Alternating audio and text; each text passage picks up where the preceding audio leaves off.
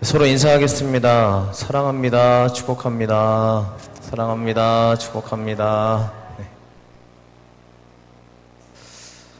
네, 오늘 말씀은 부흥회 때 굉장히 많이 들었던 말씀일 겁니다. 저도 학생 때 이 말씀을 들으면서 다른 부를 가지고 예배하지 말라 얘기를 굉장히 많이 들었던 그 은혜도 많이 받고 회개도 많이 했던 그런 말씀 중에 하나입니다. 그때 당시 제가 기억하는 다른 불은 교회 와서 하나님의 말씀이 아닌 다른 세상적인 그런 가치관을 가지고 잣대를 들이대지 말라, 그런 판단을 하지 말라, 여러 가지 이야기들이 굉장히 많았고, 그래서 하나님 말씀 안에 은혜의 불이 우리 가운데 꺼지지 않아야 된다, 여러 가지 말씀들이 있었습니다. 저도 이제 그러한 관점을 가지고 오늘 말씀을 읽고 묵상을 하다가 또 새로운 은혜의 또 말씀들을 발견을 해서 함께 나누려고 합니다. 불이라는 거는 첫 번째는 축복을 나타낼 때, 하나님의 언약을 나타낼 때 불을 사용하셨습니다. 즉 제단에다가 제사를 드리면 하나님의 불이 그 쪼갠 그 고기 사이로 지나가서 하나님의 언약 확신의 메시지를 주실 때 불을 사용했어요. 그래서 불이라는 거는 우리가 아시는 것처럼 성령을 나타낼 때 굉장히 많이 쓰이는 단어 중에 하나입니다. 따라서 하나님이 불로 임하셨다라는 거는 하나님의 강력한 메시지가 있을 뿐만 아니라 이 가운데 성령의 역사하심도 배제할 수 없다라고 이야기할 수 있습니다. 또 한 가지의 불은 오늘 말씀에서 나타나는 심판의 불입니다. 똑같은 하나님의 불로 사용되는데 어떤 거는 언약의 확신에, 즉 약속의 확신을 주시기 위한 하나님의 축복의 메시지였고, 다른 한 가지는 심판의 메시지였음을 오늘 확인해 볼 수 있습니다. 저 여러분들은 주님 앞에 달려나올 때 하나님이 우리 가운데 똑같은 은혜를 주시는 분이신 줄로 믿습니다. 불 같은 은혜를 우리 가운데 부어주실 텐데 그 불이 어떤 사람에게는 언약이고 확신이고 축복일 때가 있는데, 어떤 사람들에게는 그 확신에 있는 하나님의 축복의 메시지가 마음에 들리지가 않고 말씀을 의지하지 않아서 오늘 말씀관에 나타나는 이 나답과 아비후처럼 굉장히 안 좋은 결과를 맞이할 수도 있다는 것을 우리가 알고 한번 생각하시면서 오늘 말씀을 함께 나누었으면 좋겠습니다. 오늘 말씀에 등장하는 사람 나답과 아비후입니다. 이 나답과 아비후, 아론의 두 아들이며 제사장들이죠. 그런데 이 제사장들이 하나님 앞에서 제사를 드리다가 오늘 저주를 받아 죽임을 당하게 되었습니다. 이와 같은 인생 굉장히 비참하지 않습니까?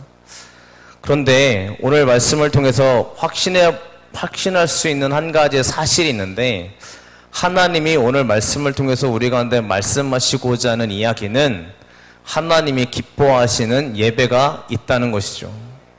하나님이 기뻐하시는 모습이 있다는 것입니다. 반대로 하나님 앞에서 좀 기쁨이 아닐 수 있는 모습도 있다는 것을 말씀해주고 있습니다. 제사장은 굉장히 높은 위치입니다. 즉 굉장히 높은 위치에 있는 사람이 예배드리는 걸 하나님이 기뻐하시는 것이 아니고요, 아무리 낮은 위치에 있다 할지라도 하나님 말씀 붙잡고 예배로 달려나가 믿음으로 고백하는 그 사람을 하나님이 기뻐하신 줄로 믿습니다.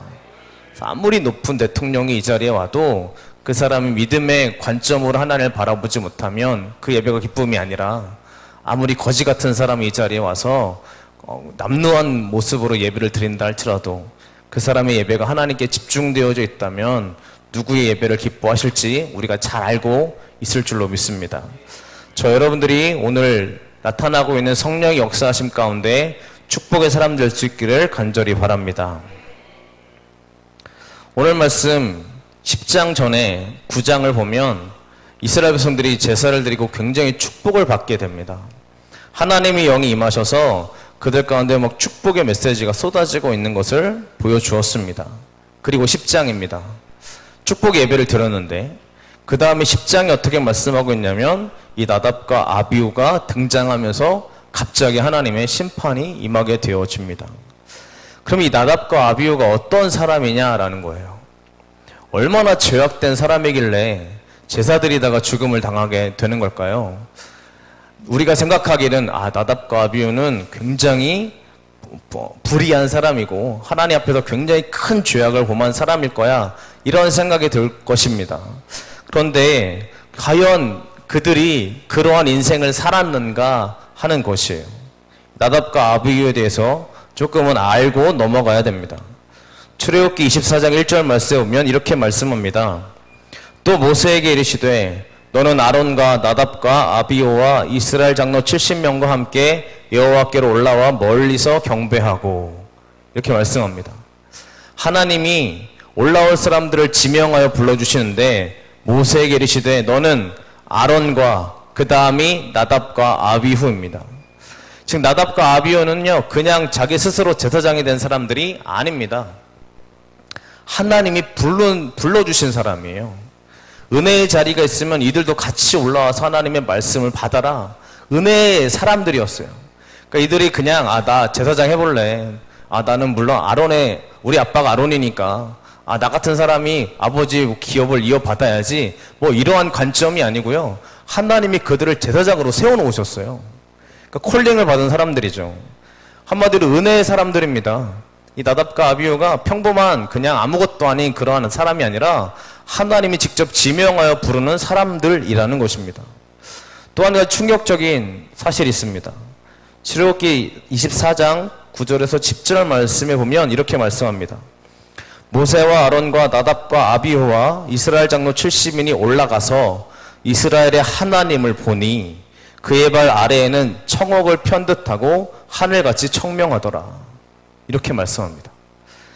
지금 모세와 아론과 나답과 아비후가 올라가서 누구를 봤냐면요, 하나님을 보니, 이렇게 말씀해요. 이 나답과 아비후가 하나님을 모르는 사람이 아니고 하나님을 봤어요. 얼마나 은혜의 현장인지요. 자기 발밑을 보니까 청옥을 깔아놓은 것 같은 그러한 환상, 그러한 엄청난 은혜를 경험합니다. 즉 정말 어떻게 보면 환상 중에 보는 하나님의 은혜를 경험하는 거죠. 이들은 그저 그런 사람들이 아니었음을 확인해 볼 수 있습니다. 하나님을 본 사람, 여러분 얼마나 은혜가 될까요? 하나님을 본 제사장들, 이 모세와 아론뿐만 아니라 나답과 아비후는 하나님을 경험했습니다. 그리고 그들의 눈앞에서 자기 발 아래에 있는 그 땅이 청옥을 편 것 같은, 하늘 같은 그런 환상 같은 현장을 봅니다. 얼마나 은혜로운 현장이에요. 이들은 하나님의 은혜를 경험한 사람들이고요, 하나님의 충만한 그런 은혜의 현장 가운데 누구보다 하나님과 가까이 지냈던 사람이 이 나답과 아비후였습니다. 이 말씀만 보더라도요, 이 나답과 아비후가 죄악으로 가득해가지고 심판받았다라고 말하기에는 뭔가가 좀 이상합니다. 그들이 그저 하나님을 잘 몰라서, 그냥 경험하지 못해서, 하나님의 은혜의 체험이 없어서 이렇게 하나님 앞에 다른 부를 드렸을까 하는 생각을 해봤을 때 그들의 인생은 누가 보더라도 은혜의 체험의 현장의 중심에 있었던 사람들이었어요. 하나님을 경험한 사람. 그런데 이들이 하나님 앞에 이렇게 비참한 심판을 받게 될 줄이야 어떻게 알았을까요? 저 여러분들은 나답과 아비후를 바라보면서 우리 믿음의 신앙을 하나님 앞에 온전히 세워가야 될 줄로 믿습니다. 과거에 우리는 경험이 많은 사람들이 많을 것입니다. 저 역시도 마찬가지고 여러분들도 하나님의 은혜의 현장 가운데 충만한 은혜를 누렸을 그런 은혜의 고백들이 많이 있을 겁니다. 근데 지금은요, 하나님 앞에 서 있는 나의 모습, 지금 현장은요, 우리가 과거의 모습으로 끝나는 사람들이 되면 안 됩니다. 지금 이 순간 이 현장에서도 하나님 말씀 붙잡아야 되고요, 과거에 내가 그런 은혜가 있었으니까 난 여전히 하나님 은혜가 날 떠나지 않았겠지 라고 말하는 것이 아니라 내가 하나님의 말씀 앞에서 점점 벗어나고 있다면 즉시 돌아와 하나님 말씀 앞에 무릎을 꿇어야 될 줄로 믿습니다. 이렇게 은혜의 사람들이었던 그들이 어떻게 나아갔습니까? 오늘 10장 1절 말씀에 보면 이렇게 이야기하죠. 아론의 아들 나답과 아비후가 각기 향로를 가져다가 여호와께서 명령하시지 아니하신 다른 불을 담아 여호와 앞에 분향하였더니, 이렇게 말씀합니다. 왜 향로를 가져다가 다른 불을 드렸다고 성경이 기록하고 있는 것일까요? 레위기서 6장 12절에 보면 이렇게 말씀합니다. 불은 끊임이 없이 제단 위에 피워 꺼지지 않게 할지니라. 즉 제단에 있는 불은요 꺼지면 안 됩니다. 이거를 이 아론의 후손들, 그죠? 레위 자손들 뿐만 아니라 제사장들은 특별히 신경 써야 되는 불이 제단의 불입니다. 이 제단의 불이 꺼지지 않게 할지니라 라고 하나님이 명령해 놓으셨어요. 그런데 지금 이 나답과 아비후가 여호와 향로를 가져다가 다른 불을 하나님 앞에 분향하였다. 이 분향한다는 건 제사를 드리는 향기 이렇게 되어져 있는데 제사를 드린 거죠. 그렇다면 왜 다른 불을 드려야만 했을까요? 잘 생각해 보십시오. 제사 드리러 갔는데 하나님의 불이 꺼지지 않았어요. 그러면 다른 불을 준비할 필요가 있습니까? 없죠. 그 불을 그대로 사용하면 되는 겁니다. 그러면 다른 불을 사용했다는 이야기는 불이 꺼졌을 가능성이 굉장히 큽니다. 가져와야 되잖아요. 그죠? 다른 곳에서 가져와야 되는데 어떻게 가져오냐면 자기들이 향로를 가져다가 아무 불이나 가지고 오는 그런 현장을 의미하기도 합니다. 하나님께서 바로 이 모습을 보고 분노하시고 심판하셨다는 거죠. 그럼 저는 궁금했어요. 하나님이 다른 불을 가져다가 드리면 심판하신다고 하셨나?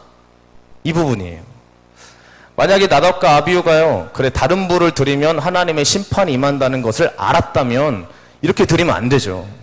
그런데 제가 아직 발견하지 못한 것인지 아니면 성경이 없는 것인지 제가 열심히 찾아보고 뭐 인터넷 성경에 이 비슷한 단어를 다 찾아봐도요, 하나님이 다른 불을 드리면 심판하겠다는 약속의 그런 메시지가 없어요.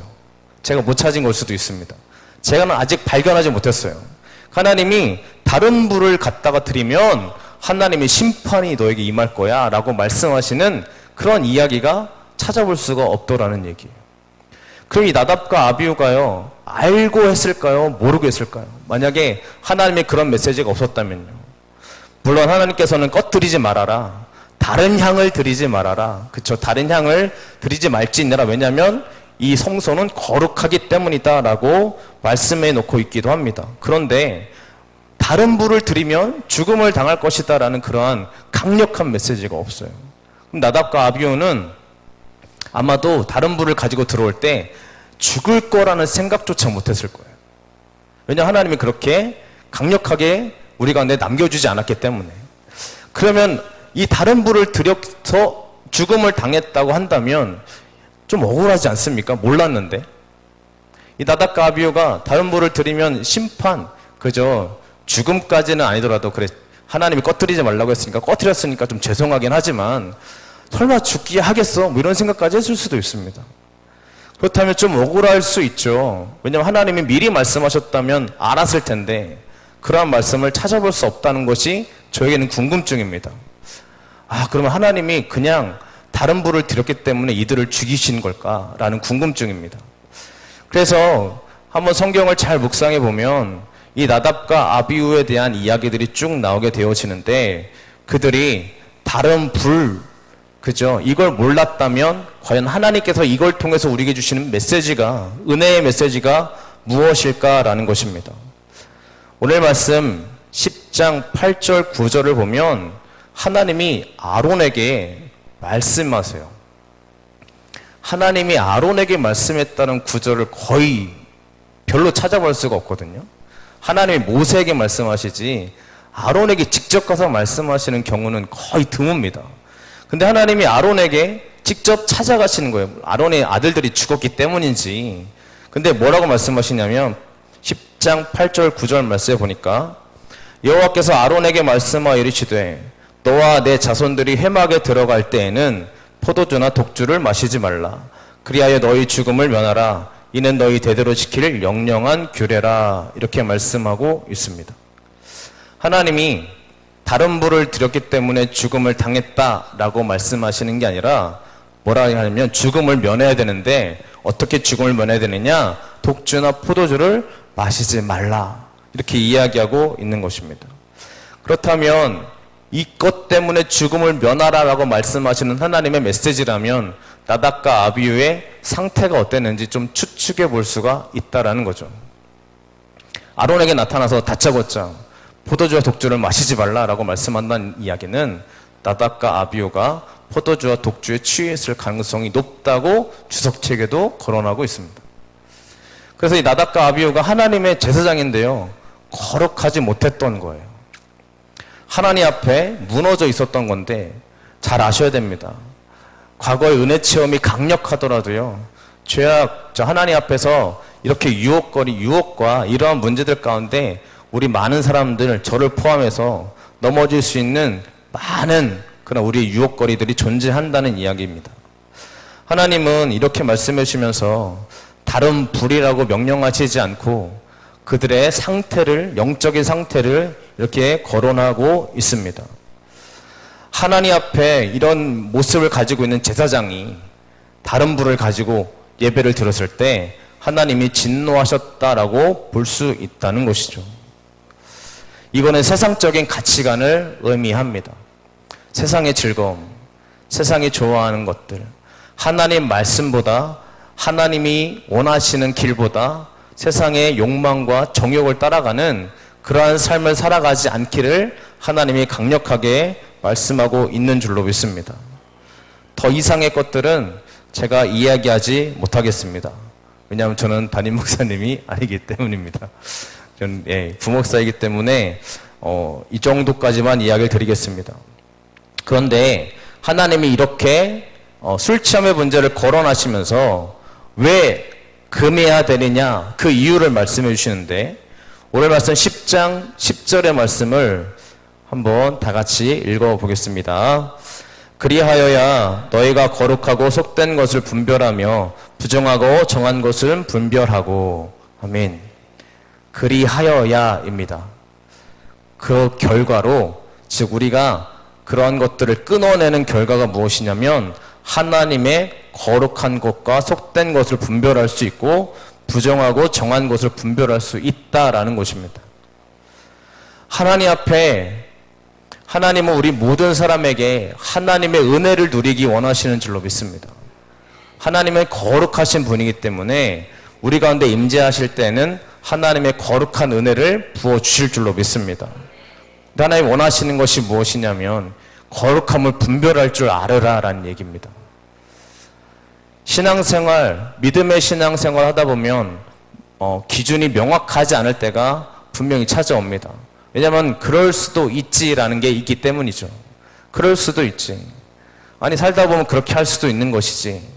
뭐 신앙생활 하면서 꼭 그렇게까지 해야만 하나? 뭐 이런 이야기들이 많이 있습니다. 우리가 저 역시 청년과 30대를 거쳐왔기 때문에 이런 고민을 안 했을 리가 없습니다. 청년의 시기 때 굉장히 많이 고민을 했고 청소년 시기 때도 굉장히 많은 고민을 했습니다. 꼭 이렇게까지 살아야 하나? 뭐 이런 질문입니다. 그래서 많은 청년들이, 또 많은 청소년들이 하나님의 말씀을 붙잡기보다는 다른 사회적인 즐거움과 이런 것들을 붙잡을 때가 종종 있습니다. 우리는 타협의 길이 아니라 하나님의 말씀 안에서 그 말씀을 붙잡는 믿음의 고백이 있으시기를 간절히 바랍니다. 거룩함을 구별할 줄 알고 부정한 걸 구별할 줄 알기 위해서는 하나님 앞에 끊어낼 것은 끊어내도록 하시는 은혜가 있으시기를 진실로 바랍니다. 또 두 번째 이유를 이야기합니다. 오늘 말씀 10장 11절의 말씀을 한번 같이 읽어보겠습니다. 또 나 여호와가 모세를 통하여 모든 규례를 이스라엘 자손에게 가르치리라. 아멘. 이렇게 세상에 하나님 말씀하기를 포도주와 독주를 끊어내야 되는 이유 중에 두 번째는 하나님의 규례를 가르치기 위함이다, 이렇게 이야기합니다. 모세를 통하여서 가르치기 위함이다 라고 말씀하고 있는 것이죠. 자, 말씀은 누가 가르칩니까? 지금까지 신앙생활에 오시면서 말씀을 가르침을 받았잖아요. 그럼 누가 가르친다고 생각하시나요? 물론 담임 목사님을 통해서 성경 말씀이 가르침을 받게 됩니다. 근데 정말 여러분, 그 말씀이 나에게 꽂힐 때가 언제이신가요? 그 말씀이 나에게 진정한 가르침이 될 때 언제이신가요? 수많은 말씀을 들었을 때 그 말씀이 나에게 다 가르침이 되었나요? 아니면 내가 하나님 앞에 은혜로 좀 깨어있을 때, 말씀이 들릴 때, 그죠? 하나님 앞에 막 기도로 매달릴 때 그 말씀이 들렸던 경험 있지 않으시는가요? 따라서 말씀을 가르친다는 이야기는 저는 오늘 말씀을 믿습니다. 하나님이 모세를 통하여 가르치리라 이렇게 이야기하세요. 무슨 말씀이냐? 하나님이 우리 목사님을 통하여서 말씀을 가르치시는데 그 말씀이 가르칠 때 나의 마음속에 꽂히는 거예요. 그럼 이거는 누가 하는 행동이냐? 담임 목사님이 물론 말씀을 선포하시지만 하나님이 그 말씀을 꽂히도록 가르치도록 하나님의 역사하시는 그런 부분입니다. 하나님이 가르쳐 주시는 거예요. 하나님의 말씀이 우리 가운데 가르쳐 주시는 거예요. 따라서 여러분들 말씀이 나의 가운데 가르침이 안 된다면 그거는요 어떻게 보면 하나님의 은혜가 나를 비껴가고 있다는 그런 증거이기도 합니다. 그래서 굉장히 우리 가운데요 하나님의 말씀이 나한테 가르침을 당하는 게 어떻게 보면 기뻐하시고 감사해야 될 부분이에요. 그 말씀이 나에게 들린다는 게요 얼마나 큰 기쁨인지 모릅니다. 왜냐하면 하나님이 지금 나에게 함께 역사하시고 있기 때문입니다. 따라서 하나님 말씀이 안 들리잖아요. 하나님 말씀이 나에게 들리지가 않아가지고 내가 점점 막 힘들어지잖아요. 그러면요 기도하셔야 돼요. 진짜로 말씀이 나에게 들리게 해달라고 기도하시기 바랍니다. 중요한 문제가 뭐냐면요 오늘 말씀해 보니까 모든 규례를 이스라엘 자손에게 가르치리라 그랬어요. 즉 너희들이 하나님 앞에 이러한 독한 것들을 끊어내면 너희 자손들에게 하나님의 말씀이 들어갈 것이다. 이러한 약속입니다. 저희들은 이 말씀을 좀 믿으시기를 바랍니다. 우리 자녀들이 하나님 말씀을 잘 듣지 못하고 있나요? 혹시 우리 자녀들이 하나님 말씀이 현장 가운데 잘 들리지 않고 있잖아요. 그러면 물론 그 자녀들도 문제가 될 겁니다. 왜 이렇게 말을 안 들어? 이렇게 할 수도 있을 거예요. 근데 정말 중요한 거 오늘 말씀이 맞다면 여러분들 그 하나님의 말씀이 그렇죠? 혹시 내가 하나님 앞에 끊어내지 못할 거를 여전히 갖고 있다면 하나님의 가르침이 자녀에게 들어가지 않는다는 그런 말씀으로 볼 수 있습니다. 굉장히 무서운 거죠. 제가 목회자 자녀잖아요. 수많은 목사님들의 자녀를 만났을 때 같이 얘기를 하다 보면 공통점이 하나 있습니다. 그 아이들이 꼭 방황을 하거든요. 목사님들 자녀, 장로님들 자녀들이 방황을 굉장히 많이 합니다. 근데 왜 하느냐? 같이 이야기를 나누면 똑같아요. 뭐냐면 아빠가 설교하는 거랑 사는 게 달라. 이렇게 이야기를 해요. 저도 굉장히 시험거리였습니다. 네, 왜냐하면 인간이잖아요. 목사님도. 목사님이시지만 사람이기 때문에 가까이 있는 사람들 다 봐요. 근데 꼭 자녀들이 넘어지는 이유 중에 하나가 뭐냐면 언행불일치. 막 선포할 때는 막 얘기하는데 실제 삶은 안 그래. 그러니까 어차피 목사님도 못 사네. 우리 아버지가 그렇게 못 사시네. 그럼 내가 못하러 하나님 말씀대로 살아. 이렇게 되는 거예요. 그래서 굉장히 방황을 많이 합니다. 근데 신기하게 하나님 말씀대로 살려고 정말 노력하는 목사님들 자녀들 가정 가운데 보면 굉장히 자녀들이 그래도 신앙적으로 잘 성장하는 모습들을 볼 수가 있습니다. 그런 의미에서 우리 목회자 자녀들은 저희 가정은 모르겠지만 잘 성장하고 있는 것 같아요. 그렇죠? 자, 마찬가지입니다. 믿음의 가정에서 자란 아이들이 무너지는 이유 어떤 한 단체에서 조사했는데 똑같습니다. 우리 아버지가 말씀대로 나를 가르치는데 아버지는 그렇게 못 살 때 아이들이 굉장히 실망하고 교회를 떠난다는 이야기의 결론이 나온 그런 자료가 있습니다. 저 여러분들이 오늘 말씀을 잘 보시면서 우리 자손들이 축복의 길을 걸어가길 원하신다면 내가 하나님 앞에서 말씀으로 씨름하는 모습을 자녀들이 볼 수 있어야 돼요. 막 이겨내려고 씨름하고 막 힘들지만 막 기도하려고 씨름하고 그죠? 가정에서 열심히 노력하려고 씨름하는 우리들의 모습을 보여줄 때 그 자녀에게 하나님의 말씀이 꽂혀 들어가게 될 줄로 믿습니다. 첫 번째는 저와 여러분들에게 하나님 말씀이 들려줘야 되고 그리고 두 번째는 그 믿음의 축복이 우리 자녀들에게도 이어가게 될 줄로 믿습니다. 저 여러분들이 하나님의 길을 걸어갈 때 축복의 가정과 자손들이 되게 될 줄로 믿습니다. 축복이라 하면 하나님을 붙잡고 살아가는 사람이라고 전 믿습니다. 제가 단독했던 지역은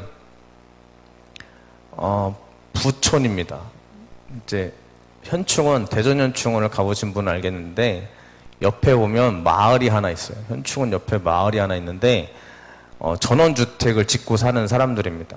뭐 자산 몇 억 넘으시는 분들, 교수님들, 그다음에 사업가분들이 와서 집을 짓고 편안하게 살아가는 동네. 그러니까 그냥 돌아다니면 가난한 사람이 하나도 없어요. 한 번은 막 가난해 보이는 분 도와드리려고, 저희 교회가 제일 가난했거든요. 가난하신 분 도와드리려고 그분에게 가가지고 추수감사절날 좀 과일이 좀 많이 들어와가지고 좀 드리려고 했더니 이제 그분이 못 만나가지고 마을 이장님을 찾아갔어요. 마을 회관을 찾아가서 그분 있잖아요. 그 형색 초라한 분, 그 할머니, 그분 못 사시는 것 같은데 저희 교회 좀 도와드리려고요. 과일 좀 갖다 드리려고 하는데 어디 사세요? 그랬더니 그 이장님이 하시는 말이 절대 그러지 마세요. 그분은 엄청난 땅 부자예요. 뭐 이러는 거예요. 부자라서 갖다 좀 싫어한다는 거예요. 알고 보니까 진짜 우리 교회가 가장 가난한 교회인 거예요. 그러니까 가난한 교회가 부자 뭐 도와주려고 그 땅에 들어갔으니 뭐 사람들이 거들떠나 보겠어요. 전도하면 그래요. 나는 부족한 게 없어요. 나는 부족한 게 없는데 내가 왜 교회를 가야 됩니까? 그러는 거예요. 난 이미 다 성공했는데요. 난 더 이상 올라갈 데가 없는 사람인데 내가 왜 교회 가서 빌어야 돼요? 이런 사람들이에요. 그런 사람 놓고 전도하는 게 얼마나 막 그저 막 맨 땅에 막 그저 벽에다 그냥 계란 던지는 것처럼 들어가지 않은 그런 현장들을 보면서 정말 잘 사는 게 뭘까 고민을 많이 해봤는데, 정말 잘 사는 거는 좋은 집 짓고 외제차 막 2-3대씩 끌고 다니는 게 잘 사는 게 아니라 하나님을 모시고 사는 그 가정이 진짜 잘 사는 가정이라고 저는 믿습니다. 저 여러분들에게 축복이라 하면 내가 성공해서 끝까지 올라갈 데가 없는 데까지 올라가는 게 축복이 아니라 하나님이 나와 함께 계시는 게 우리의 축복인 줄로 믿습니다. 그러한 믿음의 축복이 우리가 넘쳐나시기를 간절히 바랍니다. 이제 그러면 우리가 하나님 앞에 어떻게 달려가야 하는 것일까요? 오늘 말씀에서 나답과 아비후의 삶을 보면서 우리는 어떻게 해야 될까 하는 문제가 남아 있습니다. 오늘 10장 3절의 말씀, 오늘 읽었던 10장 3절의 말씀을 함께 봉독하겠습니다. 모세가 아론에게 이르되 이는 여호와의 말씀이라 이르시기를 나는 나를 가까이 하는 자 중에서 내 거룩함을 나타내겠고 온 백성 앞에서 내 영광을 나타내리라 하셨느니라. 아론이 잠잠하니. 아멘. 하나님을 가까이 하는 자 중에서 하나님의 거룩함을 나타내겠다라는 것입니다. 나답과 아비후에게 하나님이 이렇게 나답과 아비후 사건이 있고 난 다음에 아론에게 이렇게 말씀해 주시는 거죠. 이곳에 계신 저 여러분들이 잊지 말아야 될 거는 하나님과 가까운 사람이 되어야 된다는 것입니다. 나답과 아비후는 가장 가까운 사람이잖아요. 어떻게 보면. 그런데 오늘 말씀에 의하면 하나님과 가장 먼 사람이 되고 말았습니다. 그러면 하나님과 가장 가까운 사람, 가까워지려면 어떻게 해야 되는 걸까요? 그냥 열심히 예배하면 되는 걸까요? 신명기 4장 7절에 보면 이렇게 말씀합니다. 우리 하나님 여호와께서 우리가 그에게 기도할 때마다 우리에게 가까이 하심과 같이 그 신이 가까이 함을 얻은 큰 나라가 어디 있느냐, 이렇게 말씀합니다. 자, 하나님이 언제 우리와 가까워지시냐면 신명기 말씀에 의하면 우리가 기도할 때 우리에게 가까이 하신다라고 말씀하고 있어요. 기도해야 되는 거 다 합니다. 맞죠? 여러분들의 기도의 자리 어디이십니까? 저와 여러분들이 기도의 자리가요, 언제이신지 한번 잘 생각해 보시라라는 거예요. 집에서 기도하면 되죠. 이렇게 이야기합니다. 실제로 집에서 기도가 되십니까? 정말 기도가 깊어져가지고, 물론, 그죠. 이제 정말 환경이 되시는 분도 있어요. 다락방을 기도실을 딱 만들어 놓고, 그죠. 이런 분들도 있을 수 있어요. 그런데 정말 우리의 실제적인 삶을 잘 생각해 보자는 얘기예요. 우리가 그래, 집에서 기도하면 되지, 뭐, 시시때때로 기도하면 되지, 길 가다가 눈 뜨고 기도하면 되지, 이렇게 이야기하시는 분들 굉장히 많습니다. 근데 여러분들, 정말 그러냐는 거죠. 정말 길 가다가 늘 기도하는 삶이 되시냐라는 거죠. 그렇게 된다면요, 늘 우리의 삶이 기도로 가득할 겁니다. 그런데 하나님 앞에서 하나님을 가까이 하시는 사람, 가까이 하는 사람 중에 정말 중요한 게 뭐냐면 기도라는 거예요. 저희들, 여러분들, 죄송한 이야기지만 새벽 기도의 자리, 굉장히 새벽 기도의 자리가 늘 열려 있어요. 근데 우리가 하나님을 가까이 하길 원해요. 하나님이 나와 가까이 해주시길 원해요. 그래서 하나님이 나에게 은혜 주시길 원하는데 기도하기 싫으면 안 되겠죠. 우리가 진짜 하나님을 가까이 하기 원하신다면요, 정말 여러분들이 기도의 자리를요 지켜내셔야 됩니다. 정말 지켜내셔야 됩니다. 기도의 자리는요 그냥 내가 문제가 있을 때만 채우는 자리가 아니고요, 하나님 말씀했잖아요. 나를 가까이 하는 자에게 내가 거룩함을 나타내겠다, 이 약속인데, 하나님을 가까이 하는 사람이 누구냐면 기도하는 사람이라고 말씀하시는데, 그럼 우리가 어떻게 해야 되느냐? 기도 실제로 해야 됩니다. 그냥 말로만 하는 게 아니라 실제로 그 자리에 가서 하나님을 부르짖을 줄 알아야 됩니다. 기도가 우리 가운데 여러 가지 이야기가 많지만 어쨌든 그 자리 가운데 하나님을 지켜내는 그 사람에게 하나님은 반드시 하나님의 가까이 하심과 거룩해 주신 은혜가 있을 줄로 믿습니다. 저와 여러분들이 지켜내셔야 할 자리를 꼭 지켜내십시오. 안 그러면, 그쵸, 여러분들이 만약에 그 자리를 떠나면 그 자리 지킬 수 있는 사람이 있을까요?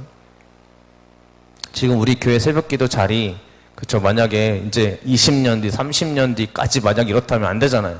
점점 새벽기도 자리가 많아지고 기도하는 사람들이 많아져야 되는데 이게 새신자들이 가능하겠어요?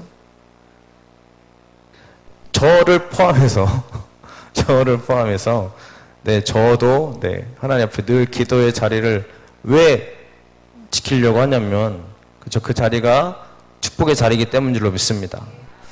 기도실이 있는 것도 축복이요, 우리 가운데 기도할 수 있는 예배가 있다는 것도 축복인 줄로 믿습니다.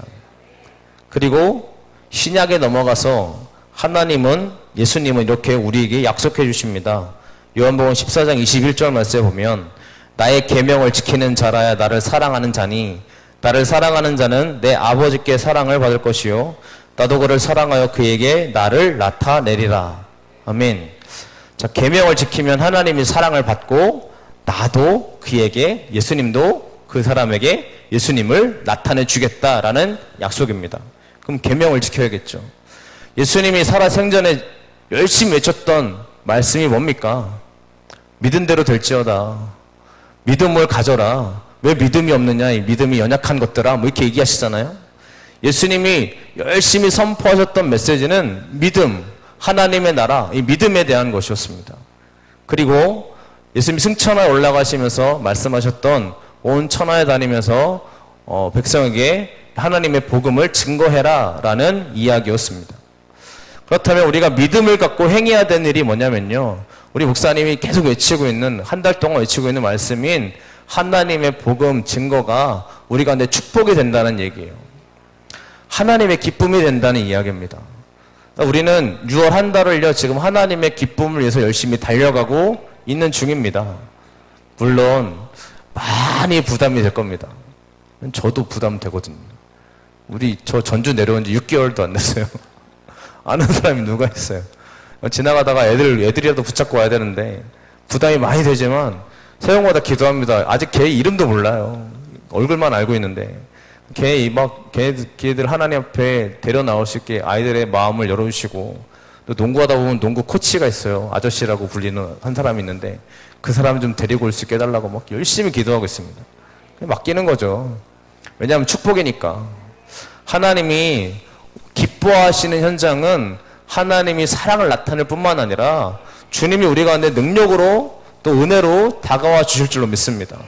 하나님의 계명은 축복이요, 우리 가운데 하나님이 나타내 주시는 은혜의 현장인 줄로 믿습니다.